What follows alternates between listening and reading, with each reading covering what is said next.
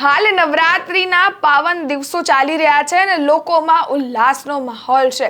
લોકો નવરાત્રીને લઈને અત્યારે ફૂલ જોર શોરથી તૈયાર થાય છે અને રાત્રે નવરાત્રીના ગરબા રમવા જાય છે અને પાર્ટી પ્લોટ્સમાં રમતા રમતા તે લોકો તેમનો ઉલ્લાસ મનાવે છે, માં અંબાની આરાધના કરે છે. આવી રીતે તે લોકો નવરાત્રી મનાવે છે. પણ હવે ક્યાંક વરસાદે તેમની ઉજવણીમાં ફેરફાર કરવો હોય તેવું લાગી રહ્યું છે, કારણ કે ગઈકાલે 7મું નોરતું હતું ને ફૂલ જોરશોરથી વરસાદ આવ્યો હતો અને આગામી 3 દિવસોમાં પણ વરસાદ વરસી શકે તેવી આગાહી કરવામાં આવી છે.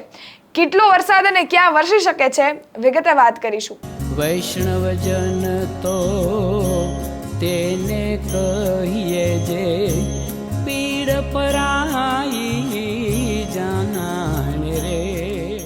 નમસ્કાર, હું છું જ્યોતિકા પંડ્યા અને આપ જોઈ રહ્યા છો નવજીવન ન્યૂઝ. હાલ નવરાત્રીના દિવસો ચાલી રહ્યા છે અને લોકોમાં ઉલ્લાસનો માહોલ છે. લોકો નવરાત્રી મનાવી રહ્યા છે, રાત્રે પાર્ટી પ્લોટ્સમાં જઈ ગરબા ગાઈ રહ્યા છે, માં અંબાની આરાધના કરી રહ્યા છે. ત્યારે ગઈકાલે 7મું નોરતું હતું ને ગઈકાલ સાંજથી જ ફૂલ જોરશોરથી વરસાદ વરસવાનો શરૂ થયો હતો અને પાર્ટી પ્લોટ્સ ધોવાઈ ગયા હતા. લોકો ગરબા ન રમી શકે તેવા ગ્રાઉન્ડ થઈ ચૂક્યા હતા. ત્યારે આગામી 3 દિવસ હજી પણ વરસાદ વરસી શકે તેવી આગાહી કરવામાં આવી રહી છે. ત્યારે સુરત, અમદાવાદ, જસદણ અને ભાવનગર આ ચારેય દિશામાં ઓરેન્જ એલર્ટ આપવામાં આવ્યું છે અને ત્યાં અતિ ભારે વરસાદ વરસી શકે છે તેવી શક્યતાઓ છે.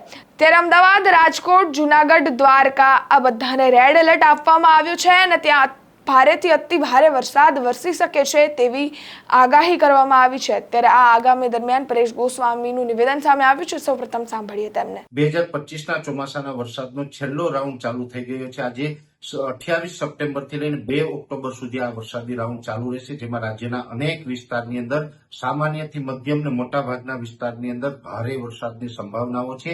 અનેક જગ્યાએ 2 થી 5 ઇંચ તો કોઈ જગ્યાએ 5 ઇંચ કરતા પણ વધુ વરસાદ વરસી શકે છે. જેમાં ખાસ કરીને જોવા જઈએ તો બંગાળની ખાડીનું જે સાયક્લોનિક સર્ક્યુલેશન હતું એ પશ્ચિમ દિશામાં ગતિ કર્યું અને એ સાયક્લોનિક સર્ક્યુલેશન ગઈકાલે મહારાષ્ટ્ર ઉપર આવીને મજબૂત બનીને લો પ્રેશર બન્યું હતું. એ લગભગ હવે આવનારા 24 કલાકની અંદર મુંબઈ આસપાસ આવીને ડિપ્રેશન બની શકે છે. એટલે કે હજુ પણ આ સિસ્ટમ છે મજબૂત બની શકે છે. ડિપ્રેશન બનવાને કારણે આવનારા 24 થી 36 કલાક દરમિયાન મુંબઈની અંદર જનજીવન અસ્તવ્યસ્ત થઈ શકે છે. મુંબઈની અંદર ભારેથી અતિ ભારે વરસાદ નોંધાય તેવી શક્યતાઓ છે. અને હવે આજે 28 સપ્ટેમ્બરથી ગુજરાતના પણ અમુક વિસ્તારની અંદર વરસાદની શરૂઆત થઈ છે, જેમાં સૌરાષ્ટ્રના વિસ્તારો અને દક્ષિણ ગુજરાતની અંદર વરસાદની શરૂઆત થઈ છે. હવે આ જે સિસ્ટમ છે એ મુંબઈ ઉપર થઈ અને દક્ષિણ ગુજરાત ત્યારબાદ સૌરાષ્ટ્ર ઉપર થઈને અરબ સાગરમાં પશ્ચિમ દિશામાં આગળ જવાની છે, જેની અંદર આજે 28 તારીખથી લઈને 2 ઓક્ટોબર વચ્ચે જે વરસાદ નોંધાશે, જેની અંદર સૌથી વધુ તીવ્રતા છે દક્ષિણ ગુજરાતની અંદર જોવા મળશે, જેમાં ભરૂચ, અંકલેશ્વર, રાજપીપળા, સુરત, વલસાડ, વાપી, બારડોલી, બિલીમોરા, ડાંગ આ તમામ જે વિસ્તારો છે તમામ વિસ્તારની અંદર 3 થી 5 ઇંચ અને અમુક વિસ્તારમાં 5 થી 10 ઇંચ સુધીના વરસાદ વરસી શકે છે. અને એ સાથે સમગ્ર રાજ્યની અંદર આ વરસાદ દરમિયાન પવનની ઝડપ પણ વધી જશે. અત્યારે જે નોર્મલ પવનની ઝડપ છે એ વધી અને વરસાદ જે વિસ્તારમાં હશે એ વિસ્તારમાં 40 થી લઈને 50 કિલોમીટર પ્રતિ કલાકની ઝડપે પવન ફૂંકાશે. દક્ષિણ ગુજરાતમાં પણ પવન સાથે વરસાદની શક્યતાઓ છે. સૌરાષ્ટ્રની અંદર વાત કરવા જઈએ તો ભાવનગર, અમરેલી, ગીર સોમનાથ અને જુનાગઢ જેવા વિસ્તારની અંદર 2 થી લઈને 3 ઇંચ અને 1-2 સેન્ટરમાં 5 ઇંચ સુધીનો વરસાદ વરસી શકે છે. બોટાદ, મોરબી, સુરેન્દ્રનગર અને રાજકોટ જેવા વિસ્તાર છે તેમાં પણ હળવાથી સામાન્ય અને 1-2 જગ્યાએ મધ્યમ વરસાદ વરસે, એટલે 1 થી લઈને 2 ઇંચ સુધીના વરસાદ ત્યાં વરસી શકે છે. પશ્ચિમ સૌરાષ્ટ્રમાં દ્વારકા, જામનગર, પોરબંદર જેવા વિસ્તારની અંદર પણ 1 થી 2 ઇંચ સુધીના વરસાદની શક્યતાઓ છે. દરિયાઈ કાંઠાના વિસ્તારો હશે પશ્ચિમ સૌરાષ્ટ્રમાં, તેમાં 2 ઇંચ કરતા વરસાદ વધી શકે છે. એ સાથે મધ્ય ગુજરાતની અંદર વિરમગામ, સાણંદ, આણંદ, નડિયાદ, ખેડા, વડોદરા, કપડવંજ, ગાંધીનગર અને અમદાવાદ જેવા વિસ્તાર છે તેમાં પણ 1 થી 1.5 ઇંચ અને અમુક વિસ્તારમાં 1 થી 2 ઇંચ સુધીનો વરસાદ છે આજે 28 તારીખથી લઈને 2 ઓક્ટોબર દરમિયાન જોવા મળે તેવું અનુમાન છે. કચ્છની અંદર પણ સાર્વત્રિક રીતે 1.5 થી લઈને 1.5 ઇંચ સુધીનો વરસાદ વરસી શકે. ઉત્તર ગુજરાતમાં સાબરકાંઠા, બનાસકાંઠા, પાટણ, મહેસાણા અને જે વાવ-થરાદના વિસ્તારો છે એ તમામ વિસ્તારોમાં વરસાદની શક્યતાઓ છે. ખાસ કરીને ઉત્તર ગુજરાતમાં થોડીક તીવ્રતા ઓછી હશે. એમાં પણ સૌથી ઓછી તીવ્રતા છે અરવલ્લી અને સાબરકાંઠા જિલ્લામાં જોવા મળે તેવી શક્યતાઓ છે.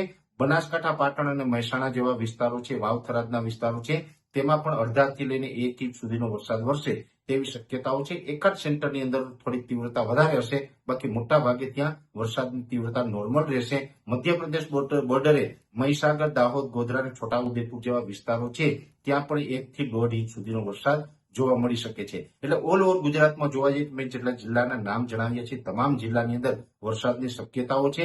ખાસ કરીને દક્ષિણ ગુજરાતની અંદર સૌથી વધુ તીવ્રતા જોવા મળશે અને બીજા નંબર ઉપર હશે સૌરાષ્ટ્રના ભાગો. અને આ વરસાદ છે એ જે વિસ્તારોની અંદર હશે ત્યાં ગાજવીજ અને ભારે પવન સાથે તોફાની વરસાદ જોવા મળે તેવું અનુમાન છે.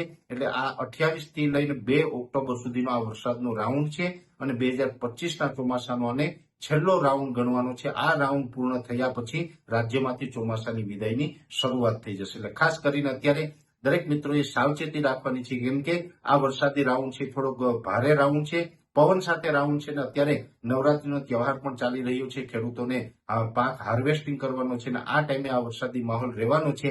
આજથી લઈ અને દશેરા સુધી હવે કન્ટિન્યુ નવરાત્રી પૂર્ણ થાય ત્યાં સુધી આ વરસાદી માહોલ જોવા મળે તેવું એક હાલ અમારું અનુમાન છે. આ હતા હવામાન નિષ્ણાંત પરેશ ગોસ્વામી, જેમને આગામી દિવસોમાં ક્યાં ને કેટલો વરસાદ વરસી શકે છે, ક્યાં ડીપ ડિપ્રેશનની સિસ્ટમ સક્રિય થઈ છે તે આપણને જણાવ્યું છે.